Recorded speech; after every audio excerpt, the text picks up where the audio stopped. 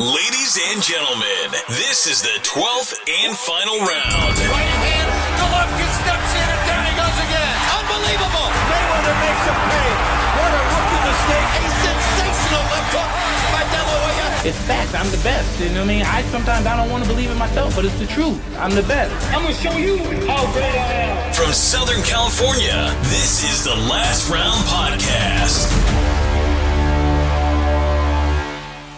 The crime-fighting Cutman, Mike Rodriguez, returns to the Last Round Podcast. He's a homicide detective who now supervises the missing persons unit with the Los Angeles County Sheriff's Department, and he's also a professional Cutman. As a boxing fan, especially our listeners, you know you've seen him on your television screens or on your mobile phones or on your iPads, on your tablets, your computer screens. He's been all over the place, ranging from Manny Pacquiao to Yordenis Ugas, to Errol Spence, to recently, to probably one of the biggest wins of his career in Dimitri Bivol's corner this past weekend against Canelo Alvarez in Las Vegas, Nevada. Mike Rodriguez returns to the Last Round. Welcome back, Mike. What's up, fellas? And I got to say, you guys are kind of good luck because this is my third time on the show. The first time is when J-Rock Julian Williams beat Jared Hurd. I talked to you the following Monday when Pacquiao beat Keith Thurman. I talked to you the following Monday. It was already scheduled. We had scheduled this for Monday. And Dimitri Bivol beats the consensus pound for pound and a great fighter in Canelo Alvarez. Man, I hope this winning streak stays alive, man. You know, as soon as it snaps, I hope you don't get away from us. Mark Magsayo makes his next defense in San Antonio in July. Against Ray Vargas. Maybe we'll schedule something on that right. Friday before. Hey, you know we're in it, man. We're right here with you. So as we mentioned, you were obviously the cut man for Dimitri Bivol, who retained his WBA 175-pound light heavyweight title this past weekend in Las Vegas. Before we kind of dive into that fight, and obviously the biggest win of Bivol's career up until this point, you worked with Bivol in the past. We know that you did some interviews, and you've obviously told us before that you worked with him in a fight in Russia. So was this your second fight working with Dimitri? Yes, but we've always made it a really good relationship because he's primarily for his fights trains in Southern California, and he's a very affable guy. He's a high character guy. We've always gotten along. Same thing with his trainer Gennady from Russia. Obviously, he's been training out with Joel Diaz. Joel Diaz and I, and his brother Tonio, are great friends. I had worked with his management company with other fighters, with Vadim and Oleg and Alec. And then, I got the call to work with him again. And they specifically said, hey, Dimitri asked for you to work with him this fight. And I, of course, I jumped at the chance. It's a huge fight, huge opportunity as a cut man. But most of all, it's because I think very highly of Dimitri. He's got high pedigree. He's got high character. And I really felt along with like his team and Dimitri, that we could win this fight. And, and Canelo's a great champion. I mean, he dares to be great. And he is great. And nothing on him should be diminished for trying to be great and going up to 175 pounds. And I think the fandom of it all, the whole Canelo machine, will lose sight that there are other fighters out there that got pretty high pedigree too, and that are pretty great fighters. And Dimitri just happens to be one of them. And he stuck to his game plan. He stuck to his fundamentals. And you can see the guy doesn't get rattled. And he's a great champion. What was it like during training camp? Obviously, he trains out here and out there in Indio, California, the Coachella Valley. How many times were you able to actually make it out there to be a part of training camp? Once I got the final word, I never want to overstep my bounds. I'm not an ambulance chaser, man. I'm not trying to go out there and, we decided, hey, Mike, we want you. Then I was like, every chance I got, I made that 2-hour drive out there. Also, too, because I love Joel Diaz and Antonio Diaz, and I got to see them and spend some time with them, and also Shakram was training out there, and a few other guys. And once you get that call and you're going to be with a team, if I'm able to, I like to get out there. And I was very impressed with Dimitri because he's a hard worker. His strength and conditioning coach, Taylor Ramsdale, is as good as anybody in the business. And they got a great chemistry. That's really when you put in a team together, you want to have great chemistry. You know, it's like your junior prom, man. You're probably not going to have that great chemistry, but hopefully by your senior year, by your senior ball, you got great chemistry. And I just think it was just a perfect storm. And sometimes when you fight a great fighter like Canelo, it brings the best out of a fighter. And I think that's what happened. And I think people now are really going to see that they had a chance to see how great of a fighter Dimitri is. Mike, do you think that's one of the things why a lot of, fighters like, Joe Diaz and Antonio, because they're, that comes they're serious, but they're lighthearted. Joel's always, kind of giving them jokes, kind of giving the fighters a bit of shit. Yeah, and I know from other fighters, Joel's that guy, he has facilities out there where Dimitri didn't do it. He rented a house, but I know like the Figueroa brothers would come out and, stay out there on his ranch and stuff. And I mean, in some Spartan conditions, but there's a method and a madness to it, and Joel's right there with you, man. He's going to wake up at 4:00 in the morning, after he's done milking the goats and the chickens and getting his horses together, puts in the time. He puts time. This is his passion. And most of all, aside from his passion, it's his compassion that he has for his fighters, his family, and for people. And I think aside from boxing, and Joel, I talk about this a lot, we're brothers, man, outside of boxing.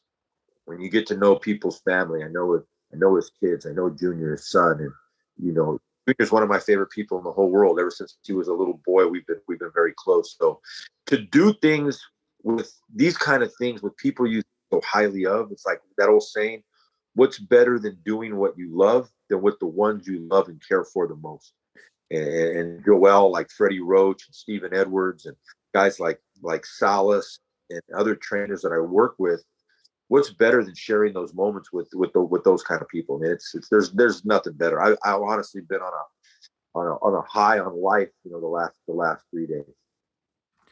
When you got the final word that you were going to jump on a team for this fight, what was the reaction like when you first saw Dimitri Bivol again after the last time you saw him? Like, you saw him in person, whether it was in India or anywhere else. Yeah, he walks up to me and I'm in the parking lot, and I got there to the gym a little earlier than him, and he drove up with Taylor and the rest of the team, and he was actually driving because they had rented a house over in India. And when I went to my car to get something out of the trunk, he stops the car before he parks, and he rolls down the window and he says, "Mike, you're going to be my cut man, yes?" Absolutely, man. That's just his personality, man. He just, it's look at anything in life, man. You always want to be your best, especially when your best is needed. But I don't care what kind of business or genre or thing you do in life. It's always nice to be appreciated. And it's always nice to be wanted. And I definitely, felt that way from the whole team. We had all worked together before. And like I said, I've run into Dimitri many, many times over the years. And it was always in the back of my mind that when things line up right, I hope we get to work together again. And, I remember working with him in Russia, April of 2015. He was 2-0. And I was over there with wildcard fighter Denis Lebedev for the cruiserweight champion, and the management, Vadim, and they said, "Hey, we got another kid we think very highly of. He's probably going to be a champion. Will you get to the arena early and work with him?" I was like, "Absolutely." And I remember working with him then. And I just always thought very highly of him, and I still do. Is it any different for you now, Mike, now that you've been, around the boxing business, but sometimes do you feel that you're more experienced and calmer in these events? I've always taken pride in that. I was a former fighter. I've been in the military. I've been a cop and a homicide detective for 34 years. I've been in a lot of high pressure situations. I've worked a lot of tough fights with some fighters that get cut a lot. Francisco Vargas, John Porter early in his career, Sergey Lipinets. I've been battle tested, and I take pride in that. Where not just me, the guys that you're looking at, the Stitch Durans, the Carlos Vargas, the Danny Milanos, the Mike Basils, Rudy Hernandez, that Russ Amber, that were battle tested. And for me, because of all those things that I explained in my experience, things don't speed up that 1 minute. They kind of slow down. And I kind of take pride in that my fighters know that obviously there's things out of your control, and they just know that you're going to be able to give them the very best when your best is needed. Mike, it's strange being a Cutman because you need something to go wrong and you need your fighter to get cut for you to shine. And I don't mean that in the way that you want the spotlight, but I mean that in a case of for you to do something, because if he doesn't get cut, you don't really do a lot for 12 rounds. Yeah, and Dimitri's face held up really well, but the fight earlier with Shakram Glasgow, he got cut in the second round, on the earlier DAZN card. And he's a very highly thought of prospect, former Olympian. And he got cut in the second round, and it took a couple of rounds to get it under control. So it's one of those things, guys, where you hope for the best, but you have to expect the worst. And I think when you work a lot of big fights, there's no coincidence. The guys that I just mentioned earlier, there's no coincidence why you see the same guys working with all the big fighters. It's like there's no coincidence when you see the same 8, 9, 10 trainers working with all the top fighters. And I think it's just your reputation and that you can be counted on. And I always tell my fighters, look, no matter what happens, you just listen to your trainer. I'm going to get you through it. And God willing, and if my skills can help that, then that's exactly what I try to do. Mike, I'm sure it's probably different for every single fighter because everyone's different. Everyone has a different personality. But you're with them, you're wrapping their hands, and you can kind of see into their eyes just before they go out at war. So, what did you say to Bivol? And kind of give us examples of what you say to different people. Well, Diaz wrapped his hands, and Dimitri's a pretty calm guy. He's very affable, very friendly guy. He's not wound super tight. I've worked with fighters, guys that are wound tight. You just know, don't even talk to them, just leave them alone. And I tell him, hey, man, in the corner, you just breathe, you relax, listen to your trainer. I looked at Dimitri and I put my hand up to fist bump him. And I said, this is your night tonight. And don't let anything or anybody change that. And he just shook his head, but he was pretty loose in the locker room. The hard work, had already been done. And it's not his first rodeo. I mean, he has a pretty high pedigree, his amateur pedigree, pro pedigree. I mean, he's been champion for 5 years. He's been a legitimate world champion for 5 years. So, he was up for the challenge. And I think too many people are trying to take away, from Canelo's greatness. All of a sudden now, it's like the guy's a consensus pound for pound champion, 175 pounds. Could you imagine, back in the day, Donald Curry or Wilfred Benitez going up fighting Michael Spinks or Matthew Saad Muhammad? You know what I mean? It's unheard of. And I give him all the credit in the world. He's got a great team. Eddie Reynoso is a great trainer. I saw something today where people were like, oh, he's lost 2 in a row. I mean, Emmanuel Stewart lost fights with Tommy Hearns and other fights. It's just asinine to me because you got all these people out there with no championship pedigree. And, right away, they just want to kind of pop off. And that kind of bothers me because I have nothing but respect for Canelo. He's a great fighter. He was, and he is still a great fighter. And there are many things for him still to do to cement his legacy, both him as a fighter and Eddie as his trainer. How was Bivol during those last couple of days during fight week? Is because obviously we see him in front of the camera and stuff. He's a calm, very humble guy. Is he the same way when the cameras are turned off? Yeah, absolutely, man. He's just an easy going guy. He likes to joke around. The team's pretty loose, man. Everybody kind of messes with each other. His trainer from Russia, Gennady, it was kind of nice that I already knew him. I would see him around, and whenever they train in Southern California, and like I said, with Joel and Taylor Ramsdale and his whole management team, it was just everybody knows what their job is, and I think everybody just expects to be an all-star at that position, just to support Dimitri or whoever it is, to give him the best chance to win. Obviously, they got to do the heavy lifting. I mean, he was in there with friggin' Canelo Alvarez, for God's sakes, and all the things that he was doing. None of us were surprised, and I think a lot of quote unquote real boxing people, they weren't that surprised. And it was a great fight. It was a great night. It was good for boxing, and I take offense when people try to tarnish that. When great fighters fight, everybody wants great fighters to fight, and then when they do, and somebody loses, everybody's got an opinion about it. And I just, the only thing that bothered me about the whole thing is when I look back on it now, as we kind of digress, is those judges had Canelo winning the first 4 rounds, all 3 of them. And can you imagine tonight that the Milwaukee Bucks beat the Celtics by 8 at the end of the night, the scoreboard, and they say, Milwaukee, you scored more points, but guess what? We're going to let Boston win tonight. And those kind of boxing kind of bother me. And I just hope, the one question I always ask is, is there any quality control? I'm not saying anybody did anything wrong, But is there any asking the question to ask people to explain themselves? Because in our regular jobs, and even as a cut man, all the guys that I mentioned, the Stitches and Danny Milanos and Russ Ambers and Mike Basils, and if we didn't stop cuts for 4 fights in a row, I think somebody would ask a question like, "Hey, what the hell is going on?" And that would be my only concern. All's well that ends well. The right guy won the fight. He deserved to win the fight, and that was Dimitri. But sometimes, man, I just kind of scratch my head, and that's why boxing sometimes as a sport, all of us involved, we kind of shoot ourselves in the foot.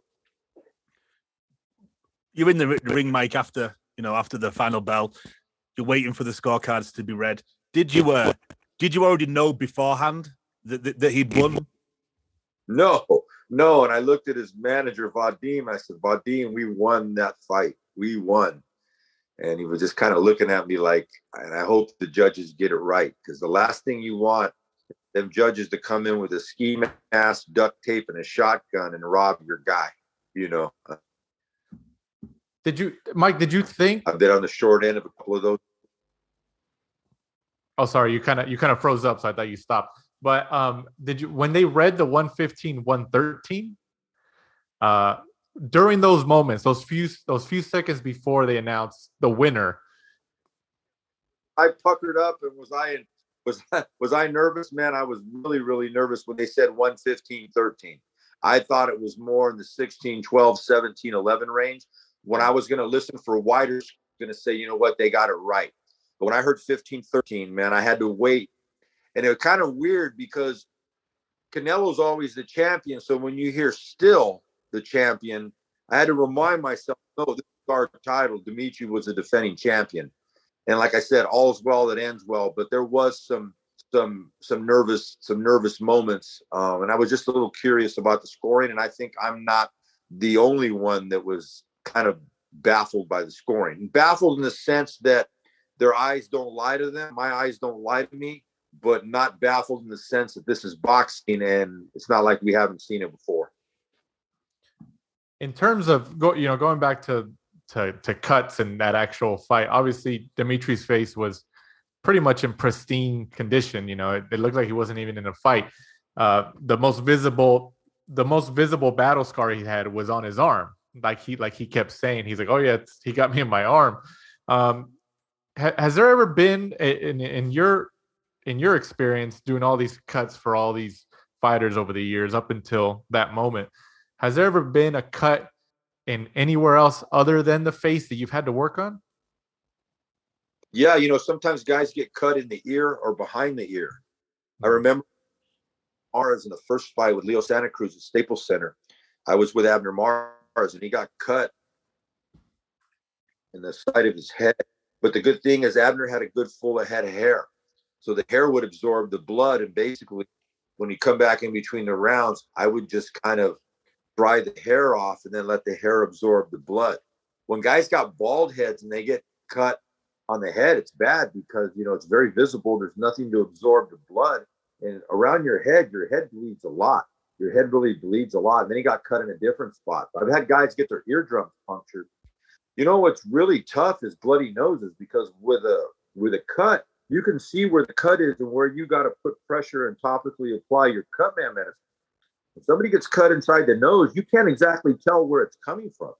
Is it on the inside flap? Is it on the outside? Is it very deep because they got a nose injury and it's bleeding just because there's structural damage, to the nasal cavity? So you got to kind of feel that around. And here's the other fighters coming back and they're tired. The last thing they want to do is fill a swab up their nose while they're trying to breathe. It's like, getting another COVID test. And we know nobody wants to do that. So those are the tricky things, because I've had sometimes more trouble stopping cuts to the nose, and only to find out later the guy sustained an injury in training, and there was nothing you're going to be able to do to stop that blood once it gets hit. The other one is mouth injuries to the lips. There's really not a whole lot you can do. It's not like you're putting cut medicine in the guy's mouth. You can apply a little bit of pressure, maybe a little bit of ice, but hey, guess what? In 20 seconds, what's going to happen? You're going to go out there and get hit again, and you're going to start all over. It's like Groundhog Day. Would you say that you're still learning the trade, Mike? And where do you learn from? Do you go on to YouTube? Do you learn from other cutmen? I learned from some of the greatest cutmen that ever lived. Duran was my boxing coach in the Air Force. Guy I ever taught cuts was legendary trainer and cutman David Martinez, who worked with many fighters, Shane Mosley and Miguel Cotto. But I have to say the one that had the biggest influence on me was Joe Chavez. Joe Chavez from East LA, he did Oscar de la Hoya, Miguel Cotto. I got to know Joe in his later years. God rest his soul, he passed away. And he's the one that really took the most time. Because I had a lot of conversations with him. Obviously, me and Stitch have had a lot of conversations, and I've been able to talk to a lot of my contemporaries, Russ Amber, Rudy Hernandez, Mike Basil, Danny Milano, guys like that. But I'm going to tell you guys a story. I run the homicide school for the whole state of California. It's a 2-week school. Today was day one of a new homicide school, and I have detectives from all over Southern California, Nevada. And I'm having the detectives introduce themselves. And one of the when I'm telling them about myself, I tell them I work in the fight business. So this female detective comes to me and she says, you know, my grandfather was a boxing cutman and he worked with a lot of top guys. Who was your grandfather? I get goosebumps. It says her grandfather was Joe Chavez. Wow. And I'm like, it's me. I think because every article that's ever been written about, every podcast I've ever done, I always mention Joe Chavez. I always mention Joe Chavez. And now his granddaughter is in my homicide school. So she tells me a story that her grandmother, who's still alive, Virginia, and her grandfather, Joe, used to always mention that there was another cut man, that he was a detective. But they didn't really know like where I worked and the assignment I had. And she looked at me, she said, now I know you were the detective they used to talk about. So we took a picture and I said, please send this to your grandmother. And she just sent me a message a little bit that, yeah, my grandmother remembers you and you talking to my grandpa for hours. It was just like, out of all the things that I could have done in this world and all the things that could have happened today, after this weekend, Joe Chavez's granddaughter, she's a grown woman. It's not like she's a teenager. I'm not going to say her age, but she might be in her late 30s. She's in my homicide school. I mean, just talk about the circle of life and how things kind of come full circle. What is better than that? And then I shared some stories with her about her grandfather, because obviously she knew her grandfather in a different way than I knew him. So I go on FaceTime with Cutman Mike Bass. Mike works with a lot of guys. And I go on FaceTime. I go, Mike, who's your all-time favorite Cutman, old school guy? Without prompt, I go, who was always really good to you? Goes, Joe Chavez. And I turned the phone around. And I said, this is his granddaughter. Say hello. And it was just really, really, really, really cool. I mean, my blessings this week and the last few days have gone beyond just, Dimitri Bivol, beating Canelo-Bivol. I just thought I'd share that. Small world, Mike. Yeah, and I just thought so highly of Joe, and he always took the time to talk to me, and not just about boxing, but just about life. And I was fortunate that where he lived was close to my office, and Joe used to sell tape and gauze and buckets. And one day I must have went over there like twice every week for like a month. And finally he looked at me, Mike, do you need all these goddamn buckets? And I said, no, Joe, I just want to talk to you. And we just started talking, and we became very friendly. That's awesome. That's definitely a great story. Like Mike, like we were saying, what a small world that we live in. As big as it is, it's always smaller when moments like that happen. Same thing. It's a big world, but the boxing community, man, we can all mess and fight with each other, man. But I guess what? Hopefully, we'd all jump in a pit full of rattlesnakes for each other, and that's the way it is. So, in terms of Bivol, like let's just say that halfway through the fight, 6 rounds, what was the feeling in the corner right there for you guys? Keep backing Canelo up. Don't show any respect. Let him know that you're the champion, and tell him. Obviously, we respect Canelo. He respects Canelo, but they're in battle at this point. Back him up. Keep using your jab. Show no respect. Basically saying you're the boss. And Dimitri several times would sit there and say, no respect. His breathing was fine.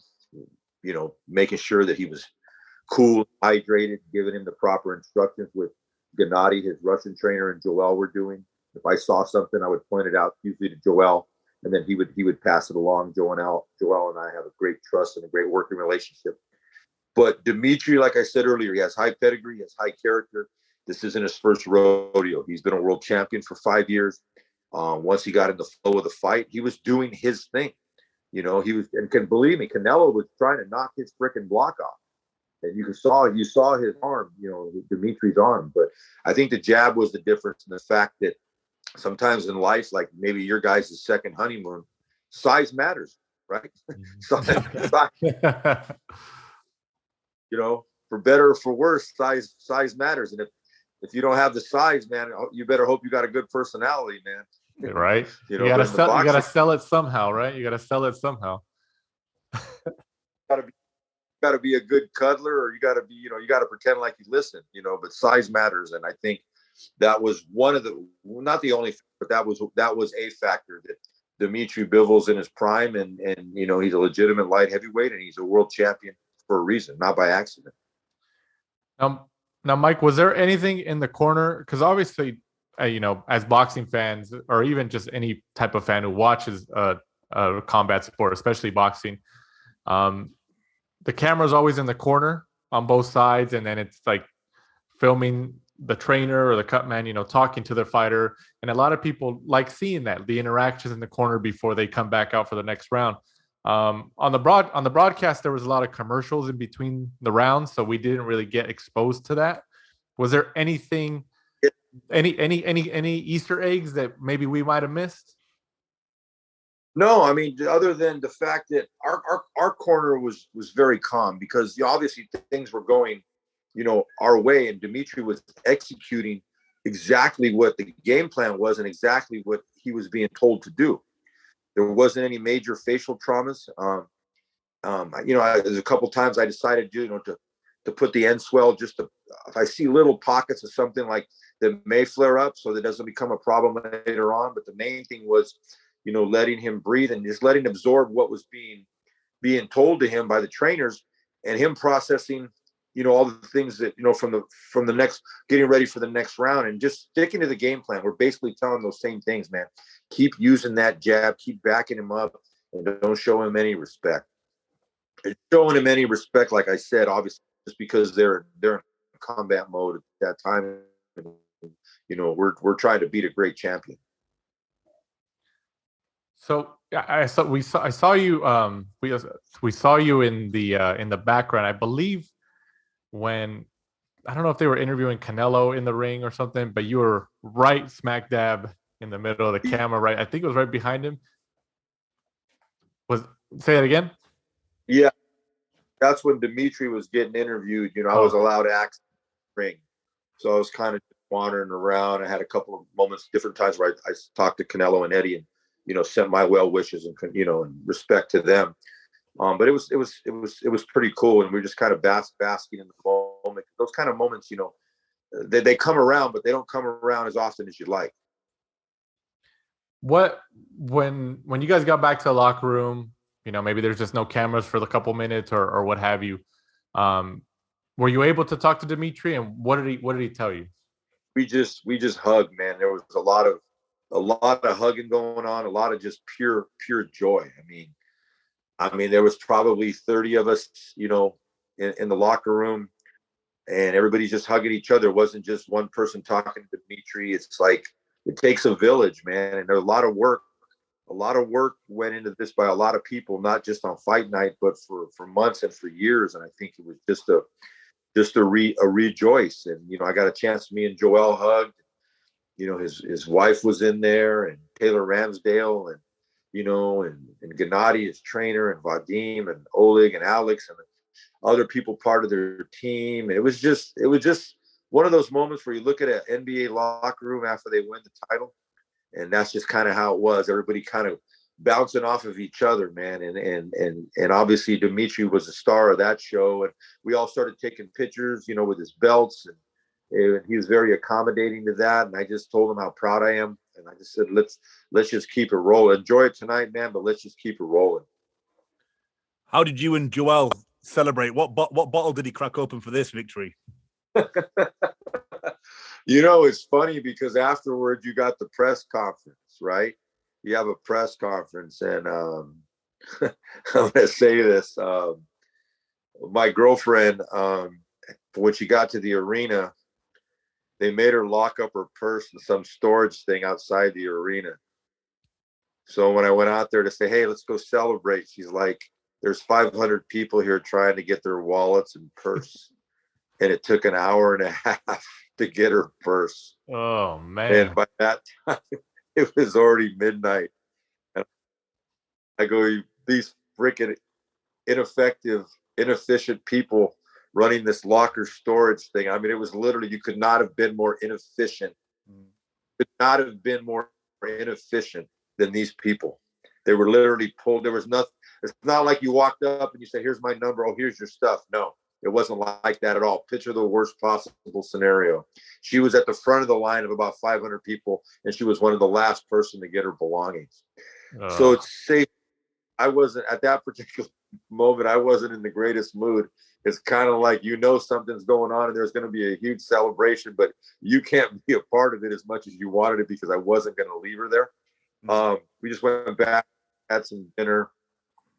By the time those guys got back from the press conference, and they do the drug testing, it's late. And I think at that particular time, people start getting, I'm not a huge partier. I'm not a drinker. So really at that particular time, man, I just wanted to get something really, really good to eat. And I'll be honest, I saw Joel later on, and I saw his wife because the room is close to ours, and just gave him a hug, man. I said, I love you. I know a lot of the reason I was there was with that team was because of Joel. He always advocates for me, and we exchanged some messages the next day. But we're pros because Joel texts me this morning, and Mike, I'm back in the gym. A lot of work to do, Like Freddie, same thing, man. He wins a world title with Manny Pacquiao, and guess what? He's there back at Wild Card the next day, man. And that's just kind of how we roll. It's like we've hopefully we act like we've done this before, and let's start getting ready to do it again. But there's a lot of self-satisfaction for myself. Sometimes we all just need that kind of that moment where we just kind of take a deep breath and just kind of appreciate the moment. And it was Dimitri's moment. It was Dimitri's moment. And I think I respect him that much. And I think that much of him and his team that, I was very blessed and fortunate to play a part in that. But he did the heavy lifting, man, and all the accolades he definitely deserves, and all the respect. And it's the same with Canelo, man. That's what we want in boxing, right? We want great fight each other. We want guys to challenge each other. Imagine if Sugar Ray Leonard would have lost to Roberto Duran and never wanted to fight another tough fight in his life. Imagine if Roberto Duran, when he got knocked out by Tommy Hearns, decided he wasn't going to fight, Marvin Hagler and Iran Barkley and Wilfred Benitez. And, it's just great fighters challenge themselves. People talk a lot of crap about Oscar De La Hoya, man, but he fought everybody. I remember there might have been one calendar year where he fought Shane Mosley, Yori Campos, Fernando Vargas, and Felix Trinidad, like in a 17-month span. That's unheard of. Great fighters. You got to challenge yourself. I look at my friend Buddy McGirt. He fought Meldrick Taylor, Pernell Whitaker. Those are just great fighters, and I want to see more of that. I want to see guys challenge themselves. Win, lose, or draw. That's where you build your legacy. Tommy Hearn lost the two biggest fights of his life. Is he still considered a great fighter? Hell yes. Imagine if people started downplaying Emmanuel Stewart. Well, with Tommy Hearns, he lost his two biggest fights. Does that mean Emmanuel Stewart wasn't one of the greatest trainers ever? Absolutely not. As much success as Freddie's had, and he's had dozens and dozens of world champions. Every great trainer loses. Their fighters lose fights. Does it make him not great? No. Freddie Roach is one of the 3 or 4 best trainers that ever lived. And if he's not at the top of the list, he's right there near the top. Mike, if we retired you today, where would this stand in your greatest moments? And just give us your top 3 and why. Oh my God. I'm going to give you my top 3. Obviously working with Manny Pacquiao, the only 8 division world champion, being part of that history and that legacy, that's something they can never take away. The fact that I was able to do it with Freddie, guys like Marvin, when Julian Williams beat Jared Hurd and nobody thought we could do it, and Julian won that night, It's funny that the 3 fights that I'm mentioning is the following Monday I came with you guys. No coincidence, right? Never a coincidence. Not with us. With Julian and the Breadman, Stephen Edwards.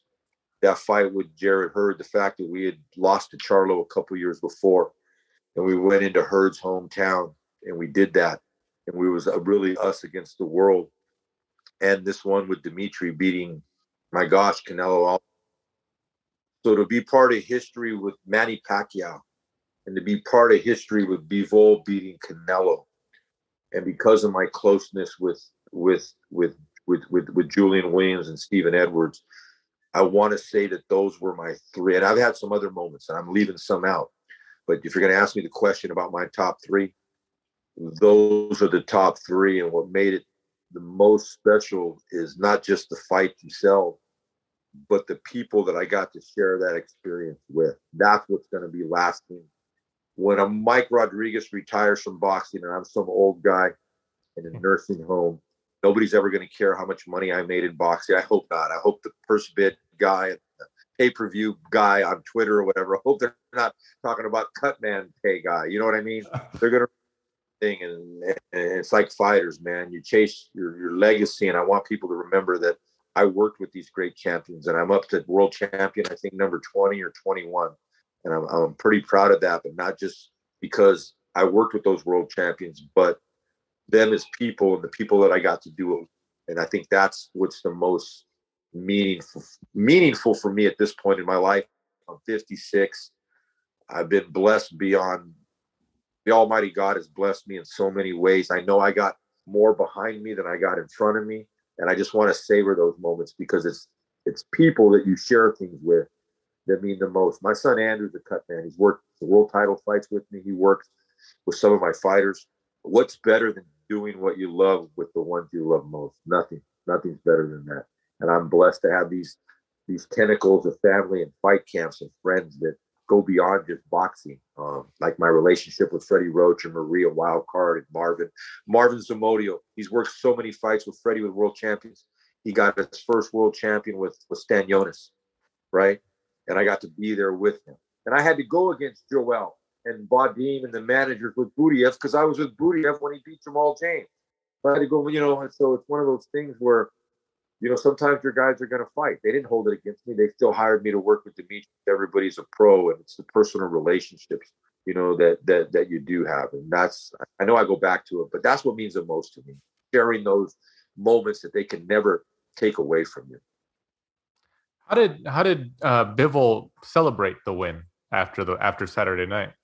Well, I don't know, man, because I was stuck in the T-Mobile out there in front waiting for a personal belongings that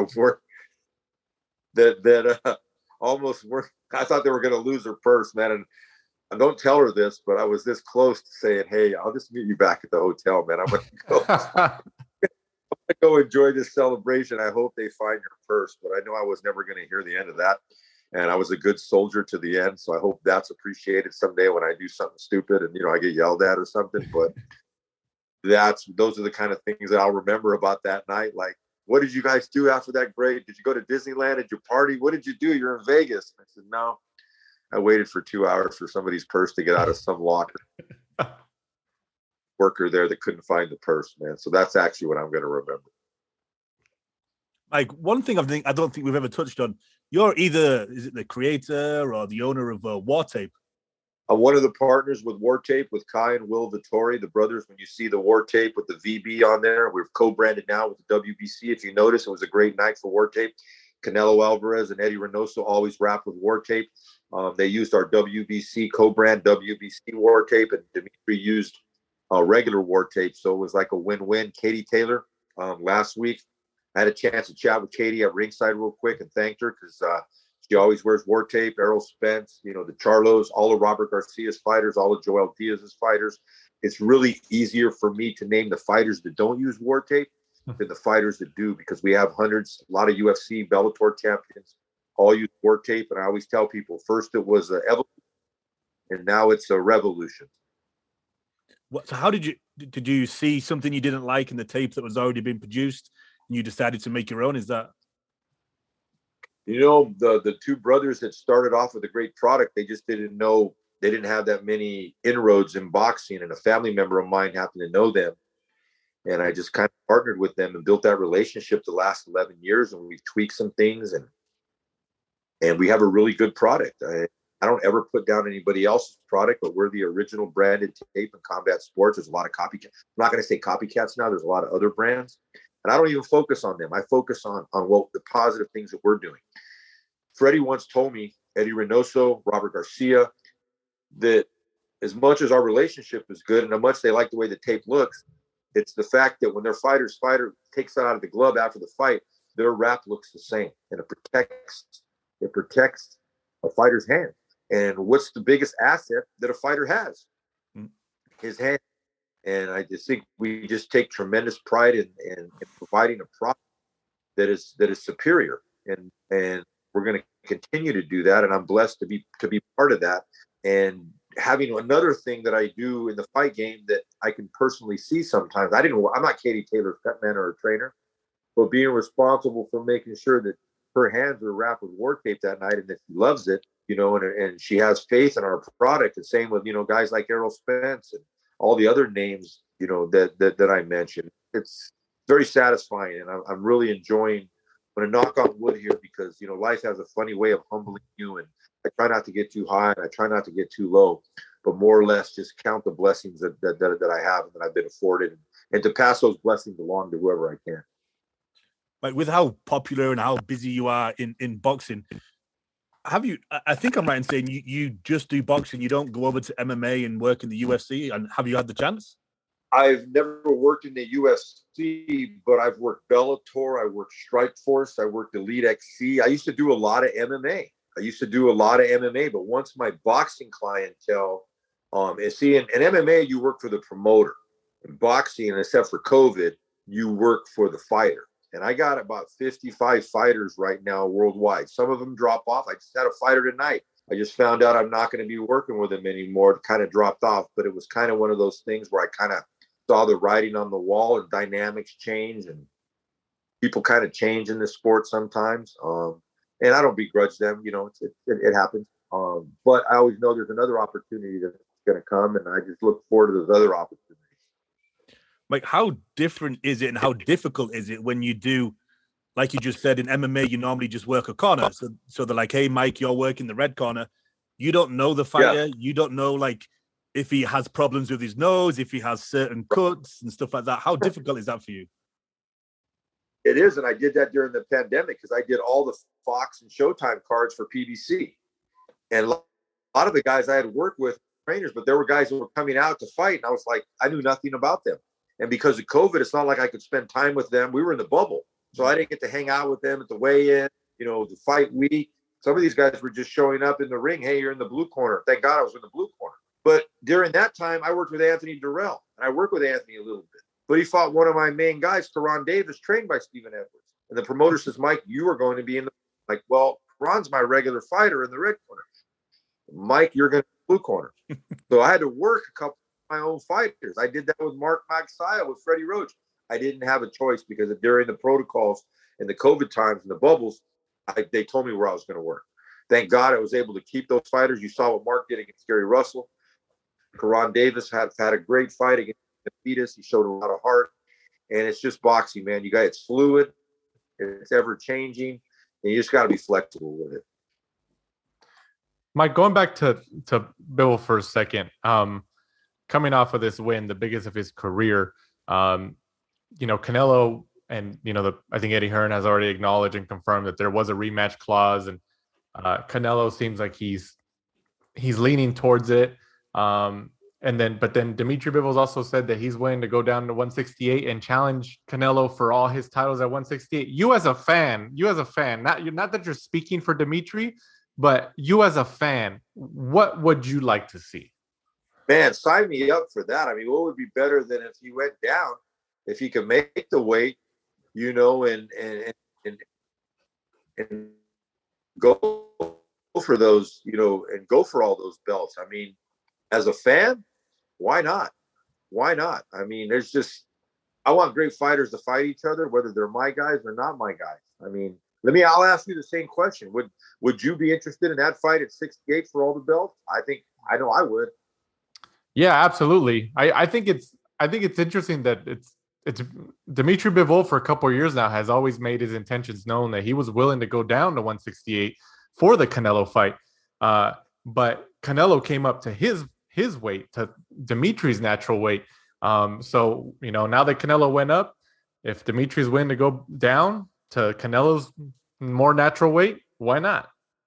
Yeah, and I think, it's like anything else, man. If the price is right, why not? I mean, I would love to see that. I mean, they're both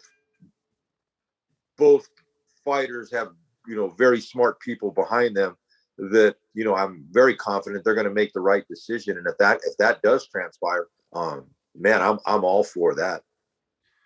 Mike, do you think that because Dimitri before Canelo gave him this opportunity and they were able to have the fight this past Saturday, it's obviously known to the hardcore boxing fan base that Dmitry Bivol had a difficult time getting the bigger names and the champions in the ring with him, because he was dangerous, right. And the marketing behind him wasn't as strong as others. But now, coming off of a win as significant as this against Canelo Alvarez, even if there is a rematch or not, do those names come out of the shadows now and give Dmitry Bivol a shot at them? Yeah, but I think it's more too, though. But he's kind of in the driver's seat too. I think he can kind of steer that ship now, and I think people now recognize that he's a big fish in the pond, and and he's gonna draw significant interest now. It's kind of like, I don't want to compare it because I don't even compare the two fighters, but when Andy Ruiz beat Anthony Joshua, you know what I mean? There was a huge buzz. Unfortunately, with Andy, he wasn't able to do the right things with that. Dimitri's a completely different animal. I'm only talking about this just as in the buzz and the interest now. Dmitry Bivol has a whole country and all of Europe and Eastern Europe, and he's a name now in the United States. I mean, he beat Canelo Alvarez, and I think the possibilities are endless. And I think once the smoke clears and people have a chance to enjoy this, they're going to get back to work and say, hey, you know what's going to be our next move? And in life, man, you want to strike while that iron hot. And I think the smart people behind him will make a great decision for Dmitry, and he's going to be a really tough out for a long time. What do you think about a possible matchup? Because, like I said, if Dmitry Bivol is willing to go down to 168, and he says it with confidence, like he can make the weight easily, and it looks like he can. If he's willing to go down to 168, what do you think about a potential matchup with David Benavidez? I think right now, in my opinion, if he's going to go down to 68, if you're going to do that, wouldn't you rather go for the belts? The guy that's the undisputed champion? Oh, right. Really? Yeah, absolutely. But I mean, just like, let's just say he beats Canelo. That would be David Benavidez. I've been wanting to see Benavidez fight Canelo. I'm a huge David Benavidez fan. I've known David and his dad and his brother for many, many years. I'm a huge fan of his. I love the way he fights. He comes to fight. I mean, I got to see it firsthand when Karan Davis, even though he wasn't a full 68er, got to fight David in Phoenix there. I'm all for make the best fighters fighting each other, whether promotional alliances and belts. Let's just make the best fights because it's only good for you. Saw what happened this last week, and it was great to be in Vegas. Besides me having to wait, for some personable blocker, ruining out on my shine, my celebration. But hey, that's life, man. Life has a way of humbling you, man. Don't get too high because something's gonna always. But hey, that's exactly what it was. They humbled you at that moment, right? Happy. But think about this: if Dmitry does decide to go down, and obviously he'll make him and his folks will make the right decision. You got Canelo at 68. Charlo can come up. You got Benavidez. Caleb Plant still down. There's just a lot of act. You got Triple G. I mean, there's just a lot of action, man. And I think that's just what we all want. Is we want a lot of action, a lot of smoke. Definitely. You remember in the old you had Ike Corte and De La Hoya and Vargas and Trinidad and Mosley and Mayorga and Vernon Forrest. that was a pretty good era. And then you go back even more, and you had Lloyd Hunnigan and Donald Curry and Mark Whelan, and then you go back even more, and you had Leonard Duran and Benitez and Hearns. I mean, just great eras make for great fights, and that's what I want to see. Absolutely. Well, Mike, we appreciate it. You're one of the. Every time we talk about different people in boxing, we always have to bring up your name. You're literally one of the most busiest guys in the sport. Not only in the sport, but I think in life in general. With your day job, and then you got your job as a professional cutman. You're literally one of the busiest people in the world. I would argue. Are you working any corners this upcoming weekend on the Castaño Charlo card, on the Zurdo Ramirez card, the Triller card? Yeah, with the PBC card on the Charlo Castaño card, I'm going to be with Jerron Boots Ennis, who I'm just a huge fan. I think he's already a great fighter, and he's going to be a generational fighter. And then I got some other things coming up. I'm still trying to confirm some things, and the summer's always really busy. Mark Magsayo is going to fight Ray Vargas in July, I believe, in San Antonio. And I love Mark and his wife Frances and the whole Wildcard family, and I just love being a part of that team. Elvis Rodriguez. I got Joey Spencer probably coming up, and I know I'm missing the name of some of the people that I should be mentioning. But everything's going to start falling into place for the rest of the summer, and I'm looking forward to being super busy. But I'm gonna cherish this one for a couple more days, and then this Saturday with Boots, I'm gonna get back to work. How long, Mike? One more question. How long before your son takes over the reins completely? Oh, you know what? He's already worked world title fights. He's 33, so there's no training wheels on him anymore. He's already stopped, cuts in major fights. And it's just a matter of getting more opportunities. Hopefully I still got a few good years left. Sergey Lipinets is going to be making his comeback at 140. Andrew and I both work the corner, so they've already hired us both to work the corner, because through his title, moving up and winning the title and fighting Marky Garcia, we both had. Andrew works to Scott Niambar. He's the primary cutman. I'm actually his assistant. So, and then he works with several of the fighters out of Wildcard, some of the younger guys coming up, starting to develop, that team chemistry. And he's worked with trainer Henry Zamora, Sosa in New York, Danny Zamora. So he's worked with a lot of different trainers now. Herman Casietos worked with Herman's fighters a couple times. So they all like his work, and hopefully it's a good reflection of me and always being able to be counted on. So it's like I said, what's better than doing what you love with the ones you love most? The only thing I would change about this weekend was that them getting that purse out of that. But that's a hope for a different day. But honestly, guys, I love chatting with you guys. You guys ask great questions.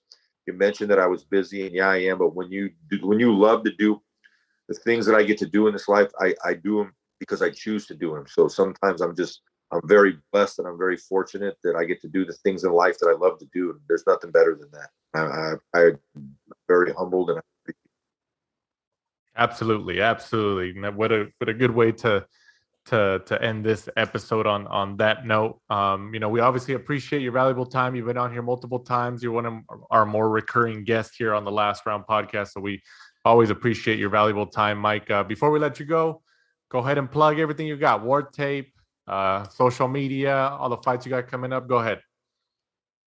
I just want to thank you guys for having me on. And since when we talked about my three most significant fights that I can remember, the J-Rock fight with Hurd, Pacquiao with Thurman, and now Bivol Canelo, I had scheduled with you guys the following Monday. So let's schedule, maybe July 11th, the Monday after Mark Style.